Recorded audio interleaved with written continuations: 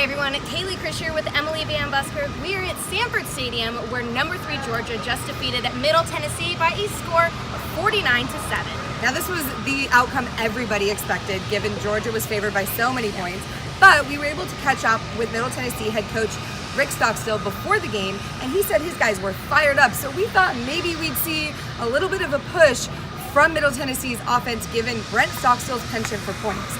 But that wasn't the case because Georgia's offense just rolled right on through. They sure did. Now Georgia running back Elijah Holyfield had an incredible game, finishing with 8 carries for 100 yards. And don't forget about that 66-yard run he had, which sparked Georgia's scoring.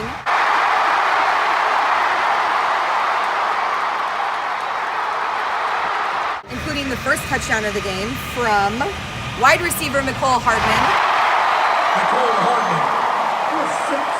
And with that early score of 14-0, we were able to see freshman quarterback Justin Fields take the reins with his most significant amount of playing time that we've seen so far this year, including his first career touchdown, a 15-yard scramble. That's awesome. Fields finished 6 of 8 for 71 yards with 1 touchdown, no sacks, whereas starter Jake Fromm finished 10 of 12 from the field with 121 yards and 3 touchdowns, although he was sacked twice by Middle Tennessee's defense. He sure was, including this time here, where Middle Tennessee was able to force Jake Fromm to fumble.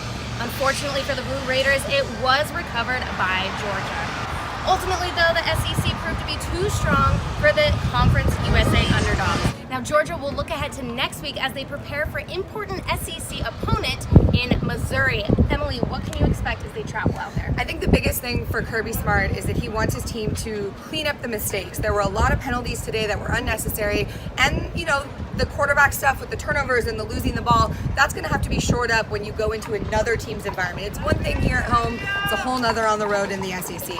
So they're going to have to just be tighter and cleaner when they go on the road next week. Yeah, now Middle Tennessee will head into a bye week before they take on Lane Kiffin and his Owls. Now, you guys are going to want to follow us because we are heading to Florida to take on some very important in-state rivalry games. You're going to want to stick along. We're getting on the Lane trains ourselves.